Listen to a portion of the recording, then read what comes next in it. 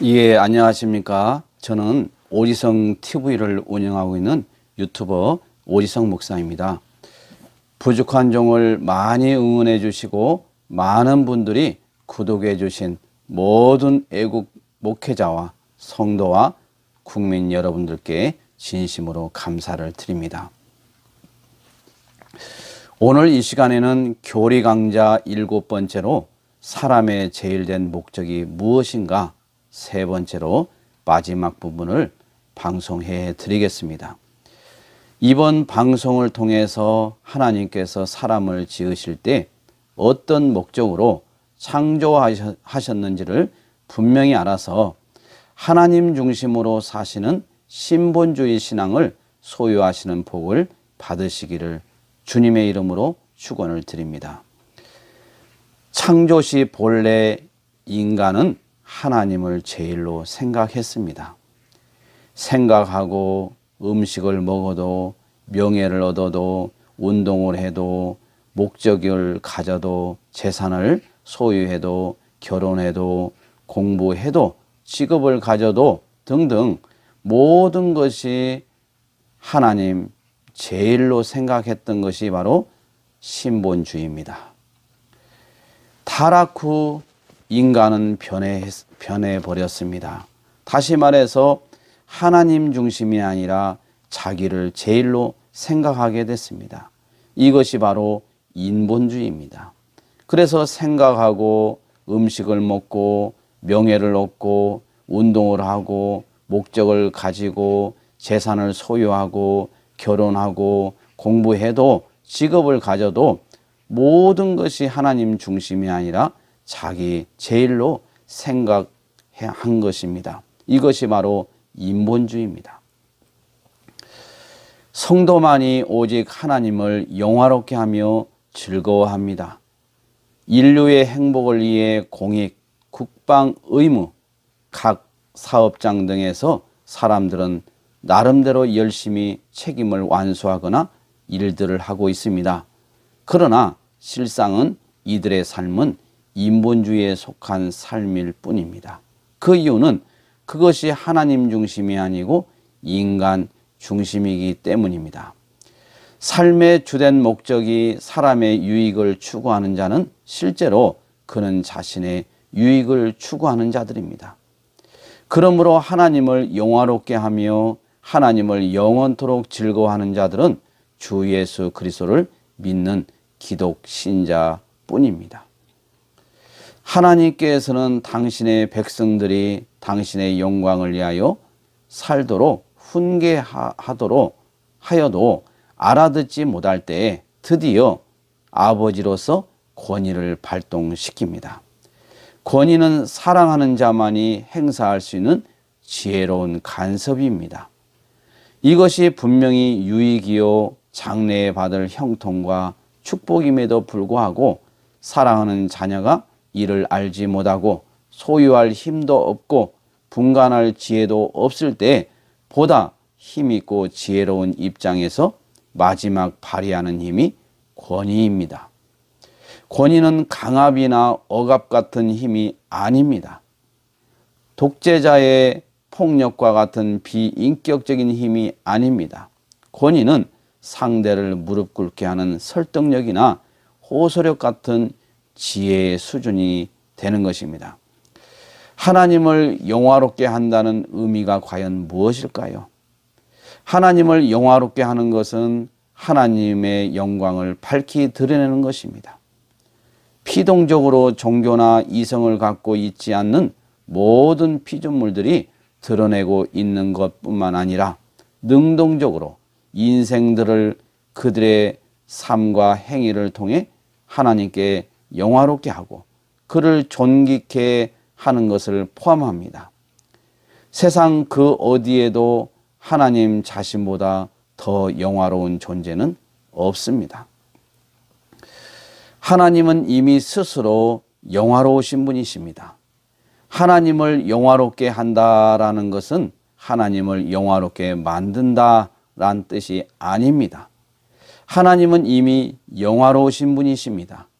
하나님은 영원부터 영화로우셨고 그로 말미암아 창조된 어떤 것도 이미 영화로운 그분을 더 영화롭게 할 수는 없습니다.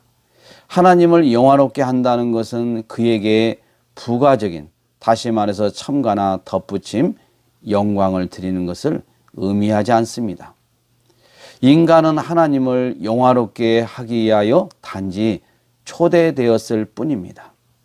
하나님을 영화롭게 한다라는 하나님의 영광을 반사한다라는 의미로 이해하여야 합니다.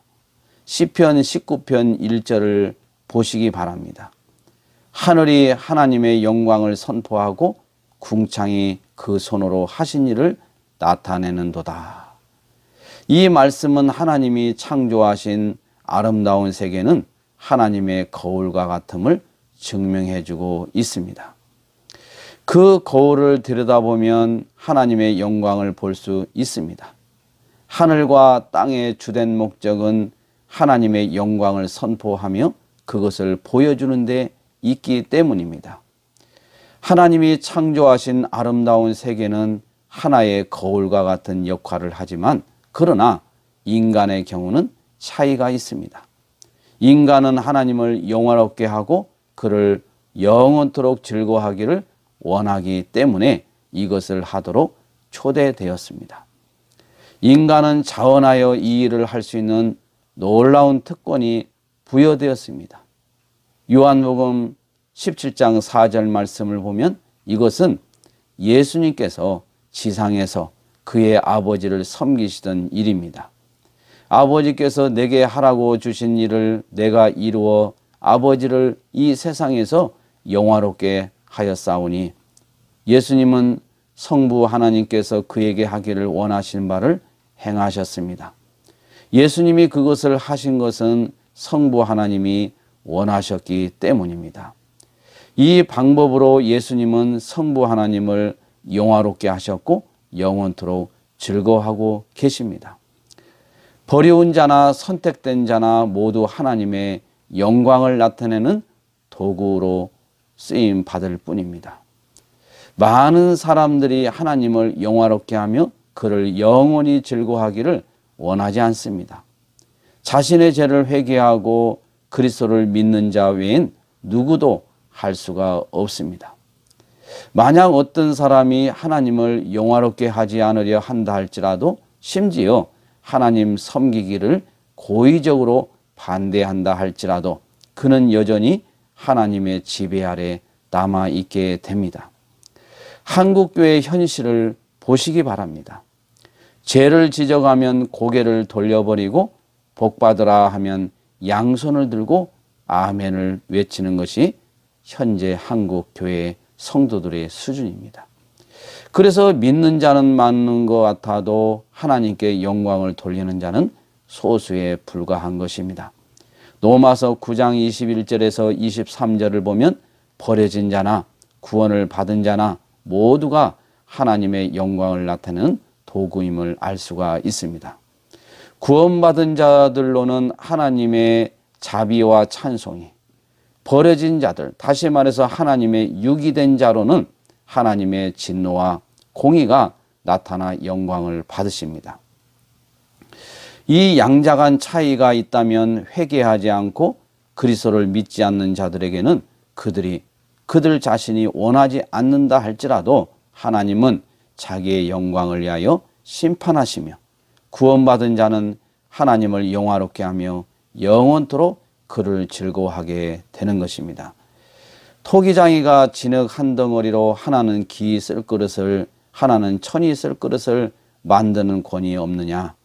만일 하나님이 그 진노를 보이시고 그 능력을 알게 하고자 하사 멸하기로 준비된 진노의 그릇을 오래 참으심으로 관용하시고 또한 영광 받기로 예비하신 바 긍휼의 그릇에 대하여 그 영광의 부요함을 알게 하고자 하셨을지라도 무슨 말 하리요.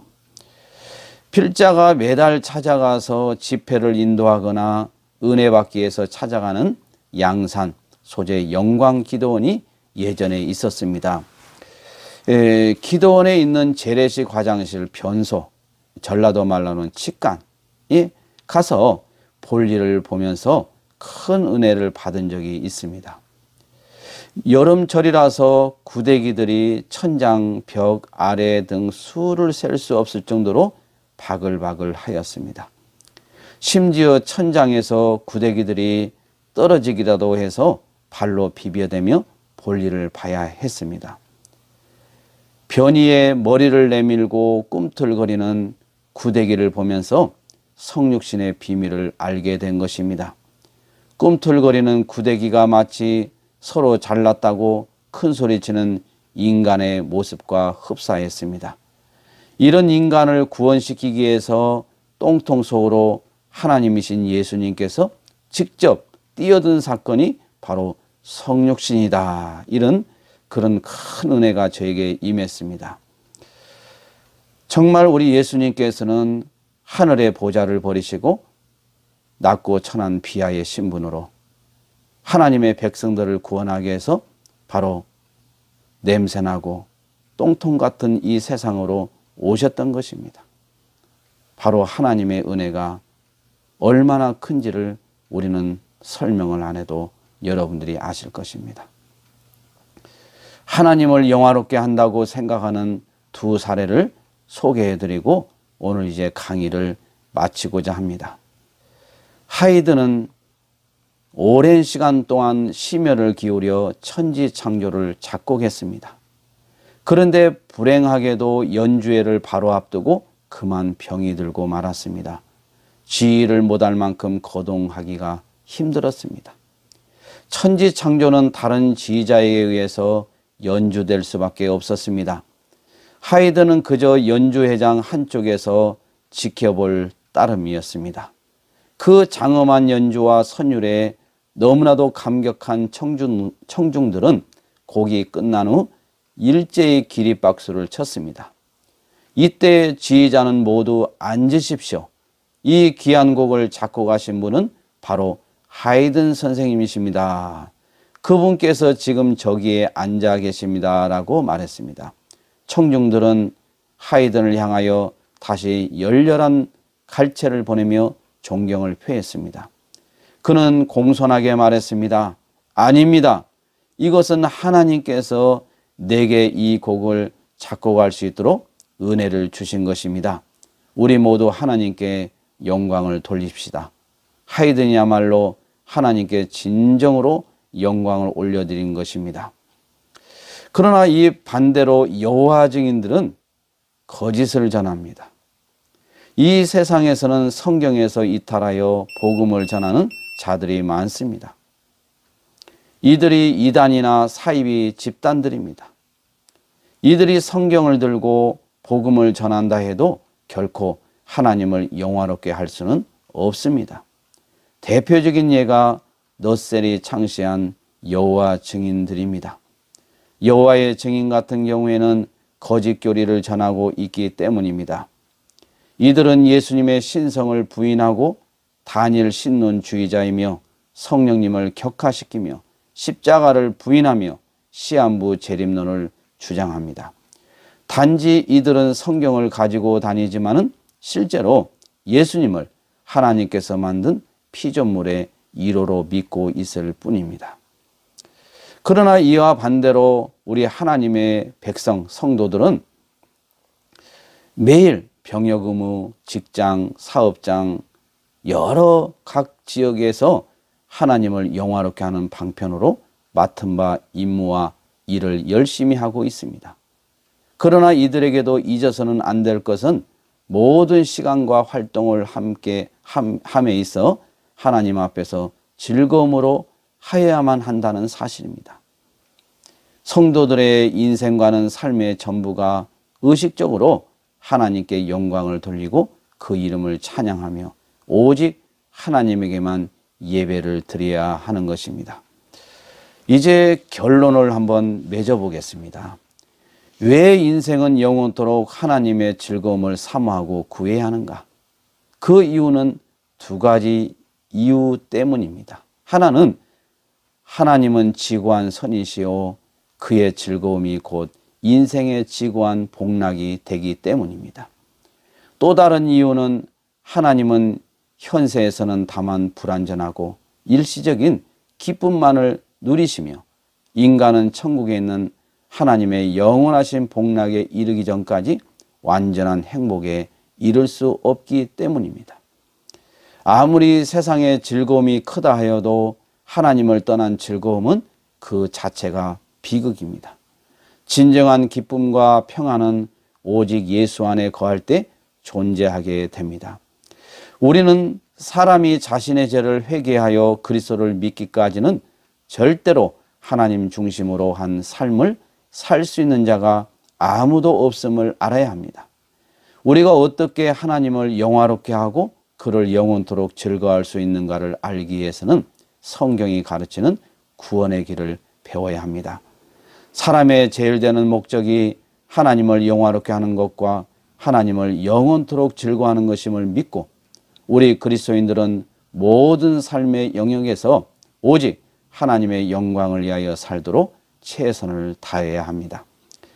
신자들이 공장에서, 사업장에서, 가정에서 하나님을 영화롭게 해드린다고 매일매일 일을 하고 있습니다.